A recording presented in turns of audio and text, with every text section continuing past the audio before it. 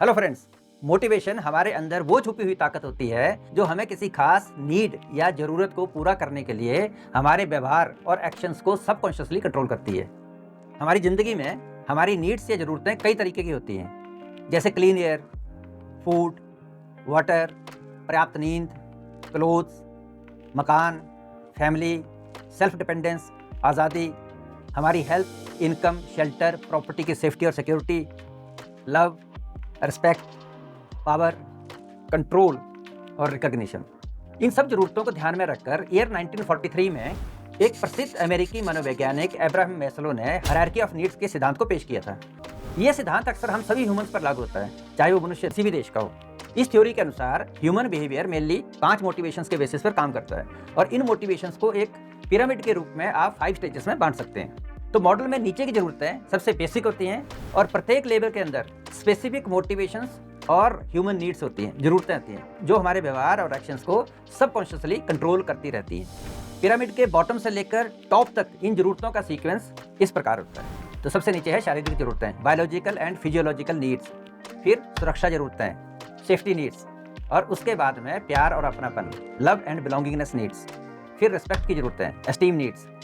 ये चारों deficiency needs हैं जो किसी अभाव के कारण पैदा होती हैं।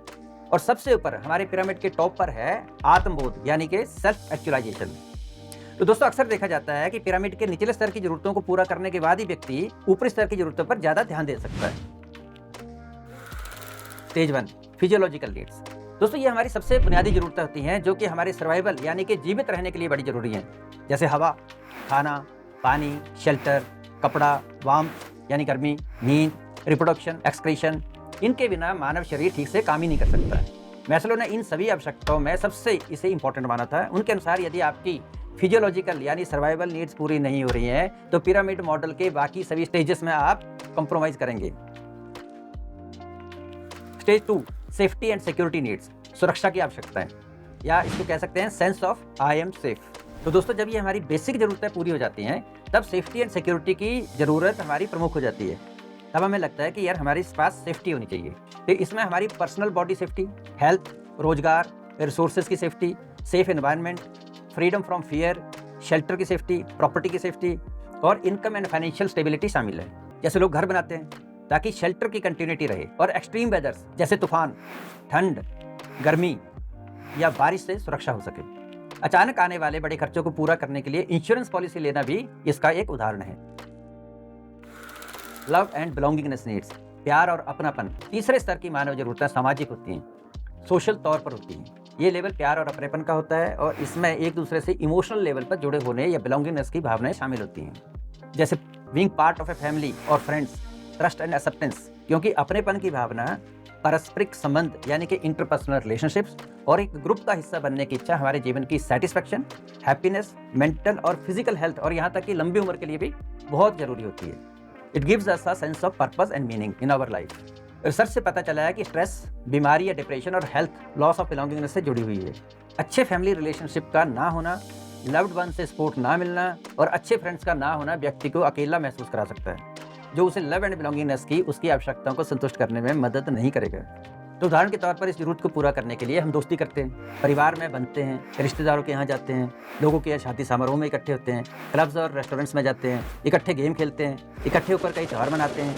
ये सब इसलिए क्योंकि इससे हमें इस लेवल यानी कि अपनेपन की भावना, पारस्परिक संबंध और एक ग्रुप का हिस्सा बनने की जरूरत पूरी होती है। लव एंड बिलोंगिंगनेस नीड्स पूरी होने के बाद अगला लेवल है रिस्पेक्ट की जरूरत का। दोस्तों, हर इंसान को सम्मानित होने की जरूरत महसूस होती है। हम सबको इज्जत चाहिए होती है, इज्जत अपने आप से यानी कि सेल्फ रिस्पेक्ट, और दूसरों से रिस्पेक्ट। और दोस्तों, अभी तक के सामाजिक अनुभव से हर इंसान को लगता है कि ये समाज इज्जत उन लोगों की करता है जिनके पास में अच्छी रेपुटेशन, पावर, कंट्रोल, फ्रीडम और सेल्फ डिपेंडेंस होती है, और किसी टाइटल, अचीवमेंट या किसी खास स्किल में मास्टरी से खास पहचान होती है, और जिनका एक अच्छा खासा सोशल स्टेटस और सामाजिक दबदबा होता है। उदाहरण के तौर पर सोशल स्टेटस बढ़ाने के लिए लोग महंगे फ़ोन, जूते, branded clothes, hi-fi lifestyle, luxury car, बड़े से बड़ा पॉसिबल फ्लैट या अपार्टमेंट लेते हैं ताकि वे भीड़ से अलग दिखें और लोग उनकी इज्जत करें। भले ये सब चीज़ें क्रेडिट कार्ड से लें या लोन लेकर लें और भले ईएमआई देते देते जेब खाली हो जाए। सोशल रिकॉग्निशन या सोसाइटी से इज्जत और रिकॉग्निशन एक रेप्यूटेड टाइटल और एक पावरफुल पोजीशन पर होने से भी आती है। इसलिए एक रेप्यूटेड टाइटल और पावरफुल पोजीशन पाने के लिए लोग बहुत ज़्यादा पढ़ते हैं, मेहनत करते हैं। जैसे उदाहरण के तौर पर teacher, doctor, engineer, successful businessman, advocate, जज, IAS, IPS, MLA, MP या मिनिस्टर बनना। तो दोस्तों, हर व्यक्ति की ज़रूरतें अलग अलग होती हैं। जीवन के प्रत्येक स्तर पर हमें जो चाहिए उसकी क्वांटिटी या मात्रा वो हमारी पर्सनल होती है, व्यक्तिगत होती है। जैसे घर की बात करें तो किसी के लिए छोटा सा हट भी सफिशिएंट होता है, तो किसी के लिए बड़ा बंगला या महल। तो ये आपकी ज़रूरत और खुशी पर निर्भर करता है। अपनी ज़रूरतों को समझें और उन्हें सीमित करें, लिमिट करें। स्टेज 5 पे आती है सेल्फ एक्चुअलाइजेशन नीड्स या आत्मबोध की ज़रूरत पिरामिड में। तो अब हम पहुंच गए हैं पिरामिड के सबसे ऊपर सेल्फ एक्चुअलाइजेशन या आत्मबोध वाले लेवल पर। तो दोस्तों, ये वो लेवल है जहां ज़रूरतें किसी चीज़ की कमी से नहीं बल्कि एक व्यक्ति के रूप में द बेस्ट पॉसिबल निखरने, फुल पोटेंशियल अचीव करने और giving back to the society की डिज़ायर से मोटिवेटेड होती हैं। जब किसी व्यक्ति को ये लगने लगता है कि लाइफ सिर्फ अधिक पैसा कमाने, लग्जरियस हाउस, परिवार और पावर हासिल करने के बारे में ही नहीं है, लाइफ हमारे सेल्फ को जानने के बारे में। एक व्यक्ति सबसे अधिक संतुष्ट तब महसूस करता है जब वह अपनी कोर स्ट्रेंथ्स और लाइफ पर्पस को समझने लगता है। तो हर किसी के आत्मबोध के अलग अलग पैरामीटर्स होते हैं। पर्सनल हॉबीज जैसे गार्डनिंग, पेंटिंग करना, नए स्किल सीखना और उन एक्सपीरियंसेस की तलाश करना जो पर्सनल वैल्यूज और टारगेट्स के अनुरूप हों। जैसे उदाहरण के लिए, एक व्यक्ति नासा में काम करके आत्मबोध की भावना को प्राप्त कर सकता है। उसे लगता है कि बहुत मैं किसी अच्छे लेवल पर पहुंच गया, जबकि दूसरा किसी छोटे शहर में बच्चों को पढ़ाकर भी आत्मबोध की स्थिति को महसूस कर सकता है। तो सेल्फ एक्चुअलाइजेशन प्राप्त करने के लिए आपको पहले सेल्फ एक्सेप्टेंस तक पहुंचना होगा, जिसके लिए खुद की गहरी समझ होने की आवश्यकता होती है। और ये आप तब कर सकते हो जब आप नॉन जजमेंटल हो। नॉन जजमेंटल होकर खुद को जानने, अपनी ज़रूरतों और कमजोरियों को समझने के लिए समझ लें। दूसरों की मदद करना, आध्यात्मिकता का अभ्यास करना और प्रकृति से जुड़ना कुछ ऐसे तरीके हैं जिससे हम सब इन आवश्यकताओं को पूरा कर सकते हैं। तो दोस्तों, अनुभव बताते हैं कि जरूरी नहीं व्यक्ति निचले लेवल से ही ऊपर की तरफ बढ़े। कभी कभी जब किसी कारणवश उसकी बेसिक नीड्स और सेफ्टी एंड सिक्योरिटी और प्रॉपर्टीज कंप्रोमाइज होती हैं, तो व्यक्ति ऊपर के लेवल पर पहुंचने के बावजूद नीचे की तरफ भी आता है। और ये जनरली तब होता है जब व्यक्ति झूठी आन बान शान दिखाने के चक्कर में अपनी इनकम से ज़्यादा खर्चा करता है और फिर उन रिसोर्सेज को सस्टेन नहीं कर पाता। इसलिए अपने खर्चों को उतना ही रखते हैं जो आपकी इनकम के अंदर सिमट जाएं। अननेसेसरी लोन्स और EMI पर चीज़ें लेने से बचें।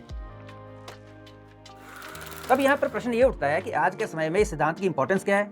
इस मॉडल को समझकर आप अपनी अलग अलग स्टेजेस की ज़रूरतों की लिमिट को भी ऑप्टिमम लेवल पर सेट कर सकते हो और आप अपने आप में साइकोलॉजिकल लेवल और अपनी रूटीन लाइफ में ऐसे चेंजेस कर सकते हैं जो आपकी ओवरऑल वेलबींग को बढ़ाएंगे, जिससे आप एक खुशियों भरा, स्ट्रेस फ्री और संतुष्ट जीवन बिता सको।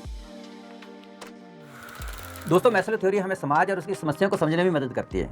हर समाज में अलग अलग ज़रूरतें होती हैं और जहाँ समाज की ज़रूरतें फुलफिल नहीं होती वहाँ समस्याएं पैदा होती। जैसे जब किसी समाज में पब्लिक की बेसिक नीड्स कम पैसे में पूरी हो जाएं, उनके पास इनकम सोर्सेस हों, उनकी हेल्थ, प्रॉपर्टी और फ्रीडम की सेफ्टी हो, लोग सामाजिक तौर पर एक दूसरे के साथ जुड़े हुए हों, एक दूसरे की रिस्पेक्ट करते हों, तभी उस सोसाइटी को हम एक हेल्दी सोसाइटी कह सकते हैं। इसीलिए जैसे कि आपने देखा होगा कि समाज में अनाज, कुकिंग गैस, इंटरनेट, बिजली, सड़क, पानी, sanitation, education, health care access, housing, ये बेसिक नीड्स हैं। तो इन चीज़ों को सब्सिडाइज्ड रेट पर प्रोवाइड करने का आश्वासन देकर पार्टियां इलेक्शन इशू बनाकर उतरती हैं।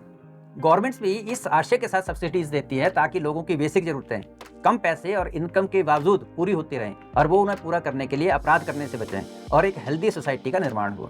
तो दोस्तों, हर लेवल में बैलेंस और नीड्स को मिनिमम रखना संतोष की लाइफ जीने का एक पावरफुल कंसेप्ट हो सकता है। जैसे डिसाइड कर लें कि आपको कितना बड़ा घर चाहिए, कितने पैसे चाहिए, सोसाइटल रिकग्निशन किस लेवल तक हो तो चलेगा। यदि आपने हर लेवल पर अपनी नीड्स की कोई लिमिट सेट नहीं की तो आप बेमकसद हर लेवल में अपनी नीड्स या ज़रूरतों को ज़रूरत से ज़्यादा पूरे करने में अपनी बहुमूल्य ज़िंदगी को बिता देंगे। मेहनत करते रहिए, सक्सेस आपके कदम चूमेगी। हमेशा खुश रहें, खुशियाँ बांटते रहें। बिल्डिंग डेस्टिनी टीम की ओर से आपको बहुत बहुत शुभकामनाएं। धन्यवाद दोस्तों, अगले वीडियो में मिलते हैं।